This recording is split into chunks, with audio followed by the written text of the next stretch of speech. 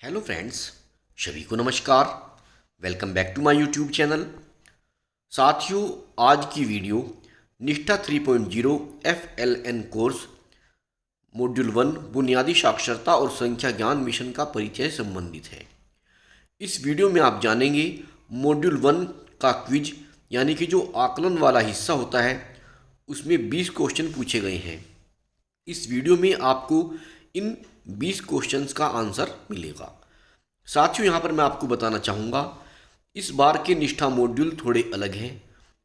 पहले आपको याद होगा, जब हम किसी मॉड्यूल के क्विज को करते थे तो उसमें एक रीडू का ऑप्शन आता है सबसे लास्ट में।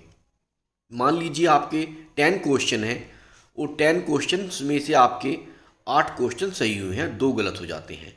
तो हम क्या करते थे, रीडू वाले ऑप्शन पर टच करते थे और उस क्विज को दोबारा कर लेते थे और अपनी गलती को सुधार लेते थे। लेकिन यहाँ पर इस बार क्या हुआ है, इस बार के निष्ठा कोर्स में अगर हम रीडू का ऑप्शन टच करते हैं तो जो दोबारा से क्वेश्चन आएंगे वो सब अलग होंगे। हो सकता है पहले भी कुछ क्वेश्चन उसमें आ जाएं, लेकिन आपको जब नेक्स्ट बार आप इसको रीडू करेंगे तो आपको अलग क्वेश्चन देखने को मिलेंगे। 3 बार आपको चांस मिलेगा। अगर आपकी 75% क्वेश्चन सही होते हैं तभी आपको इसका सर्टिफिकेट भी ऑनलाइन प्राप्त होगा। अगर आपके 75% नंबर नहीं आते हैं तो आपको ऑनलाइन सर्टिफिकेट नहीं मिलेगा। और आपको ध्यान रखना है कि क्विज को आप 3 बार कर सकते हैं। 3 बार करने में हर बार आपको अलग क्वेश्चंस मिलेंगे। क्वेश्चंस कुछ पहले वाले भी हो सकते हैं और नए वाले भी हो सकते हैं। तो मैं यहाँ पर आपको जो पहली बार में 20 क्वेश्चंस पूछे गए हैं उनके आंसर बताने जा रहा हूँ। तो शुरू करते हैं आज की वीडियो शुरू करने से पहले साथियों, आपसे निवेदन है कि यदि आपने मेरे YouTube चैनल को अभी तक सब्सक्राइब नहीं किया है तो प्लीज़ आप मेरा YouTube चैनल सब्सक्राइब करें, जिससे आपको इसी प्रकार की अन्य वीडियो की नोटिफिकेशन समय समय पर मिलती रहा करें। साथ ही आपको बताना चाहूँगा कि अगर आप इस प्रकार की वीडियो को अपने व्हाट्सएप या टेलीग्राम पर पाना चाहते हैं तो मैंने इसके लिए व्हाट्सएप और टेलीग्राम ग्रुप बनाया हुआ है। दोनों ग्रुप का लिंक आपको इस वीडियो के डिस्क्रिप्शन बॉक्स में मिल जाएगा। तो शुरू करते हैं आज की वीडियो। तो यहाँ से प्रश्नोत्तरी शुरू हो जाती है।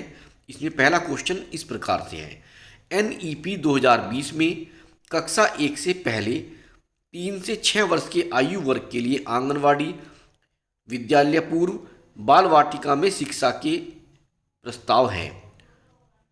पहला ऑप्शन है इसमें 1 वर्ष, 2 वर्ष, 3 वर्ष, 4 वर्ष। इसका सही जवाब है 3 वर्ष। अगला सवाल है, FLN मिशन के दिशा निर्देश किसने दिए हैं? ऑप्शन 1 भारत सरकार के शिक्षा मंत्रालय ने, CBSE ने, नवोदय विद्यालय ने, KVS ने। सही जवाब है भारत सरकार के शिक्षा मंत्रालय ने। अगला सवाल, सरकार में ECCE मुख्य रूप से एकीकृत बाल विकास सेवाओं या ICDS केंद्रों के माध्यम से प्रदान किया जाता है, जिन्हें खाली स्थान है यहाँ पर के रूप में जाना जाता है। तो यहाँ पर आपको ऑप्शन मिलेंगे प्री स्कूल केंद्र, बाल देखभाल घर, आंगनवाड़ी, बालनगर। सही जवाब है आंगनवाड़ी। अगला सवाल है, FLN मिशन 1 है राष्ट्रीय पहल, राजकीय पहल, स्कूली पहल, सार्वजनिक पहल। सही जवाब है राष्ट्रीय पहल।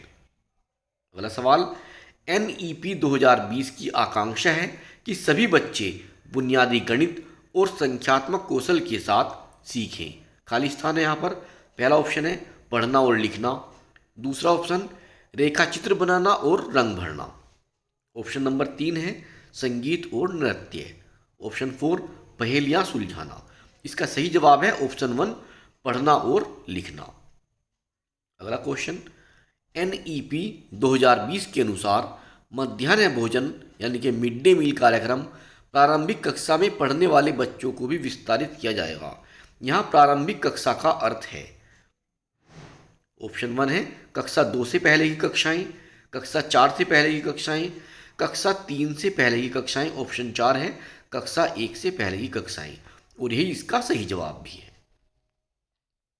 अगला सवाल, NEP ने FLN हासिल करने के लिए खाली स्थान है की समय सीमा निर्धारित की है? 2035, 2025, 2030, 2022। सही जवाब है 2025। अगला सवाल, केवीएस स्कूलों को मिशन मोड में कक्षा 5 तक सभी छात्रों द्वारा बुनियादी साक्षरता और संख्यात्मकता प्राप्त करने के लिए खाली स्थान है के रूप में विकसित किया जाएगा। ऑप्शन 1 मॉडल स्कूल, ऑप्शन 2 उद्देश्य school, option 3 demo school, option 4 नमूना स्कूल। सही जवाब है मॉडल स्कूल। नेक्स्ट क्वेश्चन, बुनियादी शिक्षा का मुख्य केंद्र है। ऑप्शन 1 संज्ञानात्मक विकास, बच्चे के सर्वांगीण विकास, पढ़ना और लिखना, शारीरिक विकास। इसका सही जवाब है ऑप्शन 2 बच्चे के सर्वांगीण विकास। नेक्स्ट क्वेश्चन, मिशन मोड में खाली स्थान है तक बुनियादी साक्षरता और संख्यात्मकता के लक्ष्य को प्राप्त करने के लिए राज्यों और केंद्र शासित प्रदेशों की महत्वपूर्ण भूमिका है। ऑप्शन 1 2021 से 26, 2023 से 26, 2022 से 26 और 2025 से 26। सही जवाब है ऑप्शन 4 2025 से 26। अगला सवाल, किसी भी बच्चे के जीवन काल में प्रारंभिक वर्ष महत्वपूर्ण वर्ष होते हैं क्योंकि इस समय किसी अन्य चरण की तुलना में अधिक तीव्र होती है। ऑप्शन 1 है बढ़त की दर, ऑप्शन 2 गति की दर, ऑप्शन 3 विकास की दर, ऑप्शन नंबर 4 है जीवन की दर। तो साथियों इसका सही जवाब होगा ऑप्शन नंबर 3 विकास की दर।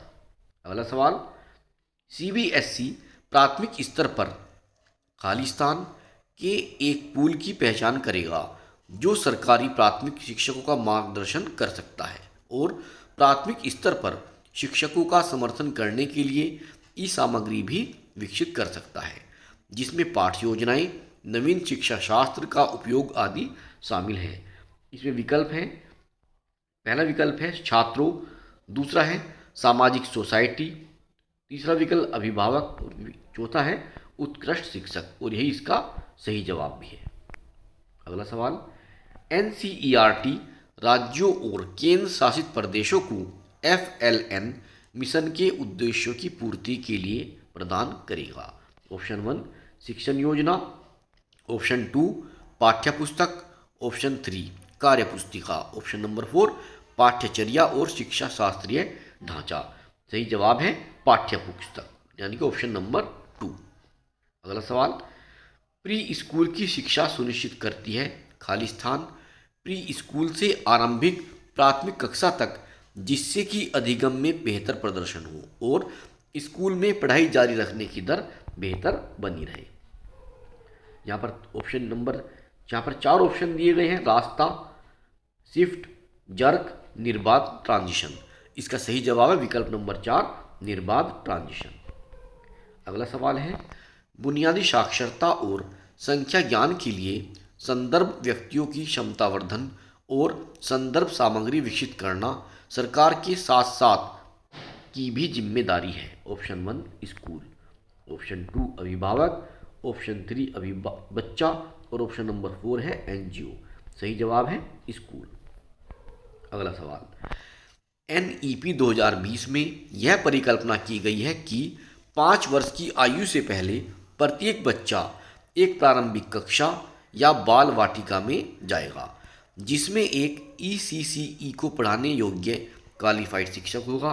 बाल वाटिका है ऑप्शन 1 कक्षा 2 से पहले की कक्षा, ऑप्शन 3 ऑप्शन नंबर 2 है कक्षा 1 से पहले की कक्षा, ऑप्शन 3 है कक्षा 4 से पहले की कक्षा और ऑप्शन नंबर 4 है कक्षा 3 से पहले की कक्षा।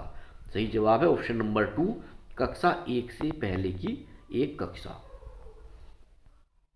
अगला सवाल, राज्यों और केंद्र शासित प्रदेशों की भूमिका है। ऑप्शन 1 कार्रवाई के लिए सरकार पर निर्भर रहना, ऑप्शन 2 योजना का इंतजार करना, ऑप्शन 3 लक्ष्य की प्राप्ति के लिए योजना बनाना और उसको क्रियान्वित करना और चौथा विकल्प है पॉलिसी तैयार करना।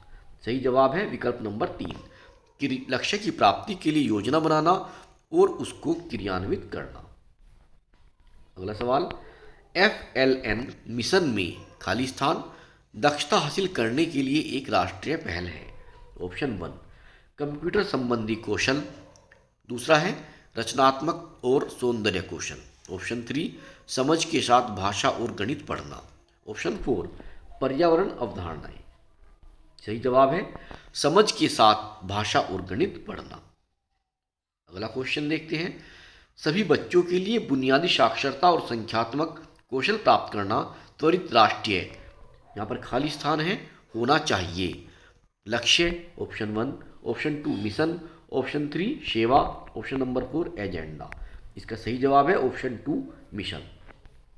अगला क्वेश्चन, राष्ट्रीय, यहाँ पर खाली स्थान है, का मूल उद्देश्य है कि सभी बच्चे पढ़ने और समझ के साथ प्रतिक्रिया करने में सक्षम हों, बच्चे समझ के साथ स्वतंत्र रूप से लिख पाएं, संख्या, माप और आकार के क्षेत्र में तर्क को समझ पाएं और संख्यात्मकता स्थानिक समझ कौशल के माध्यम से समस्या समाधान करने में स्वतंत्र बने।